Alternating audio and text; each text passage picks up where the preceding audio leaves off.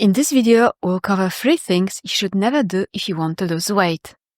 Avoiding these mistakes will not only help you shed those extra pounds, it will help you keep them off effortlessly.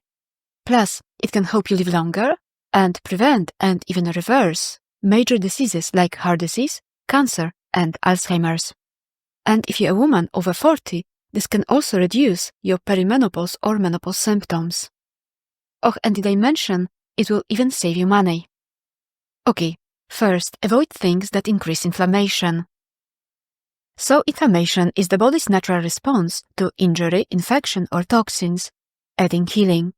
Acute inflammation, like a swelling after an injury, is beneficial. But when inflammation lingers for a long time, the body enters a state of chronic inflammation. It can harm the body, contributing to diseases like cancer, heart disease, diabetes, arthritis, and dementia. It also accelerates aging. But how does inflammation affect weight gain? There's a direct link between inflammation and our ability or inability to release excess weight as well as gain weight. It's because the chronic inflammation affects the brain, causing increased appetite, leading to overeating and weight gain. That's why it can be so difficult to lose weight if you have chronic inflammation. Also, inflammation can cause insulin resistance, leading to high blood sugar, fat accumulation, and increased appetite. Excess fat, in turn, fuels more inflammation, creating a vicious cycle. So, how do we break this cycle? We need to stop doing things that fuel inflammation. And key inflammation triggers include poor diet, like processed or fried foods, added sugars, refined carbohydrates, trans fats, and animal products. And lifestyle factors like stress, inactivity, poor sleep, smoking, and alcohol. However, the most effective way to reduce inflammation and support weight loss is to eat an anti-inflammatory diet, because a pro-inflammatory diet is the biggest contributor to chronic inflammation. And which diet has the most anti-inflammatory effect? It's a whole food plant-based diet. It's because whole plant foods are rich in fiber and antioxidants, which help combat inflammation and promote healing. For example, a systematic review of 46 studies found that inflammation was lower in people eating a diet rich in fruits and vegetables, and higher in people who ate a meat-based diet. That brings us to the second thing to avoid for weight loss: animal products. So we've just said that plant foods have anti-inflammatory components. But is it just these anti-inflammatory components that makes a diet high in whole plant foods anti-inflammatory? Or is it also that animal products are pro-inflammatory, so eating fewer animal products means less inflammation? It's both. Whole plant foods are anti-inflammatory and most animal products are pro-inflammatory. What makes animal products pro-inflammatory? They contain high amounts of fat, a likely cause of inflammation. They are higher in toxins such as industrial pollutants, which can trigger inflammation, and animal products have a high bacterial load. Many bacteria produce toxins that get released when the bacterium dies. Animal products are a breeding ground for bacteria, and they pro-inflammatory bacterial toxins. So by choosing plants, we reduce the amount of bacteria, pollutants, and other pro-inflammatory components in our diet. And that way we can avoid the inflammatory response that is so characteristic of animal-based foods. In fact, a single meal of meat, dairy, and eggs triggers an inflammatory reaction inside the body within hours of consumption. The other ways, apart from causing inflammation, animal products can contribute to weight gain. They are often high in calories and saturated fat.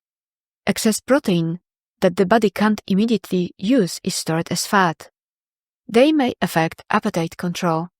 Energy-dense foods like meat may alter how the body regulates appetite.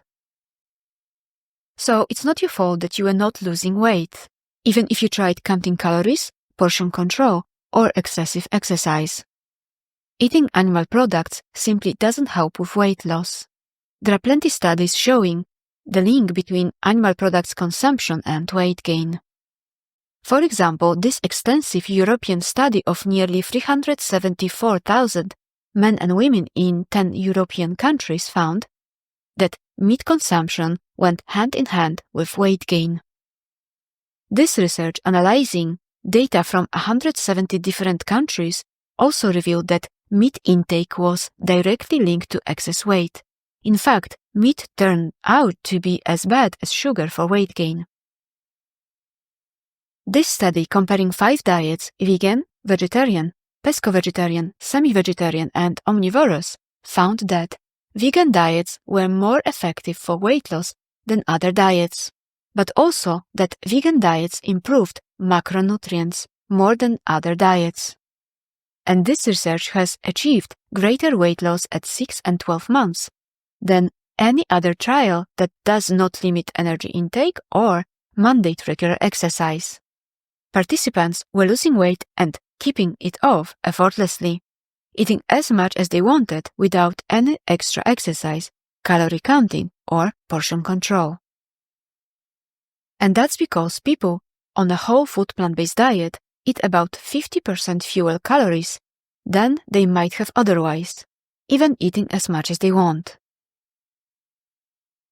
Additionally, those eating more plant-based foods appear to effectively burn more calories in their sleep. The resting metabolic rate of those eating more plant-based may be 10% higher or more. That means burning off hundreds of extra calories a day without doing a thing. As you can see, a whole food plant-based diet are extremely effective at achieving and maintaining a healthy weight, even without portion restrictions, while consumption of animal products is linked to weight gain. A whole food plant-based diet is the single most effective weight loss intervention without calorie restriction or exercise ever published in the medical literature and proven in randomized controlled trials. It works better than anything else studied to date. Researchers have also shown that plant-based diet may help prevent and even reverse some of our leading causes of death, including heart disease, cancer, stroke, Alzheimer's disease, type 2 diabetes, high blood pressure, and many other leading killers. I will include a link in the description to an excellent presentation by Dr. Michael Greger, where he explains each one in detail. Eating animal-based foods can also accelerate aging. And it all makes sense considering that anatomically we have far more in common with herbivores than with carnivores. Also, a diet high in animal products can make perimenopause and menopause symptoms worse. This makes a whole food plant-based diet a better choice for women over 40, as it may help relieve the symptoms and improve the quality of life. You can watch my video on how to reduce menopause symptoms with diet, which I will link in description. As a bonus, eating plant-based can also be more affordable. A University of Oxford study found that plant-based diets can reduce food cost by up to 1/3 in high-income countries. So, as you can see, eating plant-based may not be just the best and most sustainable way to release that extra weight, but it might save your life, improve your menopause symptoms, and even save you money. And the best part is that it's easier and more fun to eat plant-based than you think. Keep in mind, it's not all or nothing. If you can't do a 100% plant-based diet, aim for 80%. Any increase in plant foods and reduction in animal foods will help. I would love to hear what's your favorite plant-based dish. Please type in the comments below. And finally, the last thing you should not do to lose weight is keto diet. So you might have heard about people losing weight on keto diet. But is it safe and healthy solution?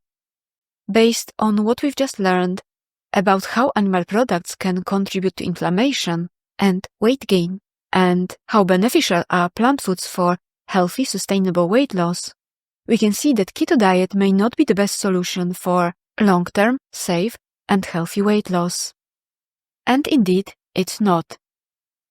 For years, we lacked solid long-term research on keto, but now we have large-scale studies. A major meta-analysis with 272,216 participants found that low-carb diets significantly increase the risk of early death. As the study concluded, low-carbohydrate diets were associated with a significantly higher risk of all-cause mortality in the long run. What health problems could the keto diet cause exactly? Low blood pressure, kidney stones, constipation, nutrient deficiencies, and an increased risk of heart disease. Keto is not safe for those with any conditions involving the pancreas, liver, thyroid, or gallbladder. The rapid weight loss that some people see when they first start keto can be due to water loss rather than fat loss. It's because when you go from a carb-burning to a fat-burning state, you release stored water. Also, this rapid weight loss can be bad for your health. It can lead to serious health problems, including muscle loss, gallstones, dehydration, malnutrition, and electrolyte imbalance, and also a higher likelihood of regaining lost weight. And indeed, some studies suggest that people on ketogenic diet lose muscle even when they continue resistant training. This may be related to the fact that protein alone is less effective for muscle building than protein and carbohydrates together after exercise. The next thing is that we lose more weight by restricting fat than restricting carbohydrates. According to this study, restricting dietary fat results in more weight loss than restricting dietary carbohydrates. Initial losses in body weight on low-carbohydrate diets may be due to loss of lean muscle. Thus, restricting dietary carbohydrates, which are the bulk of plant-based foods that are beneficial to health, like whole grains, legumes, and fruits, may not be a desirable strategy for weight loss. Also, the restrictive nature of keto may be challenging to maintain long-term, potentially leading to yo-yo dieting. It's also possible that extreme diet like keto can have long-term effects on your metabolism and ability to lose weight, even if you only follow it for a short time. Even short-term restrictive dieting can decrease your metabolic rate long-term. These changes can last for years, making you more likely to gain weight in the future. The keto diet harms your gut by cutting fruits, vegetables, and whole grains, which feed our good microbes essential for our health and metabolism. The keto diet eliminates most carbohydrates, but most carbohydrates aren't bad. In fact, those consuming the least carbohydrates had a much higher mortality rate compared with median carbohydrate intake. Refined carbohydrates like refined sugar and processed grains are bad, so I support cutting them out 100%. But we do not benefit from cutting carbohydrates coming from whole foods. And that's important. The health benefits or carbohydrates come from whole foods, not refined ones like sugar and white flour, which are inflammatory. That's why keto dieters may feel better initially due to rapid weight loss and cutting out refined carbohydrates, as they remove two big sources of inflammation. However, in the long run, the keto diet is neither safe, healthy, nor sustainable. So, those were the 3 things we should avoid when we're trying to lose weight. I hope you found this video helpful. Subscribe if you want to reach your healthy weight with a science-backed approach. Thank you for watching, have a lovely day, and I will see you in the next video.